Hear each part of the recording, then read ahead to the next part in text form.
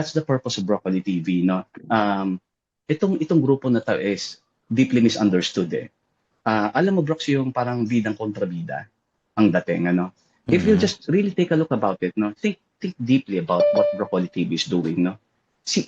Kung kumbaga, ang tawag ng Brox, ginaguard nila o safe kick ba nila or I don't know how do you call it eh. Pero you act, no? Broccoli TV is acting like a safeguard na, teka, di ba? We'll comment on that, di ba? And then you think about it, di ba? Baka mamaya kasi, may mali for you to be able to process that and kumbaga reflect na oo nga no, maybe I should change the way I see this and say things differently. Kasi yung sinasabi ni Kuya Adel like kagabi, no? Sabi ni Kuya Adel, baka kasi ang tendency not word for word, baka meron kang mislead.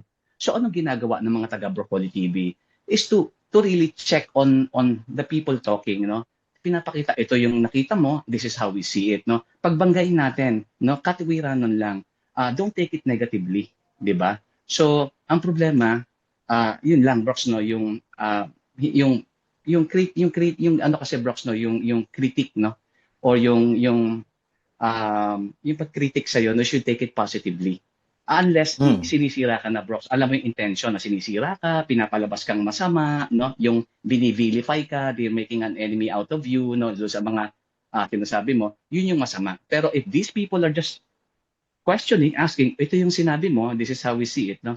I think it's best for you to open up your mind kasi hindi ka matututo kung sa sarili mo lang ikaw nakikinig at hindi ka nakikinig sa iba kasi baka may iba silang perspective. Iba yung nakikita mo, iba yung nakikita nila. This is for your own good. Why? Because you are speaking in a lot of people, in front of many people, at kung may masabi kang mali, baka mamaya maligaw sila. That's why there's a group called Broccoli TV to help you on that. No, don't think it's negative, it's positive. Ayan, Brox. Thank you.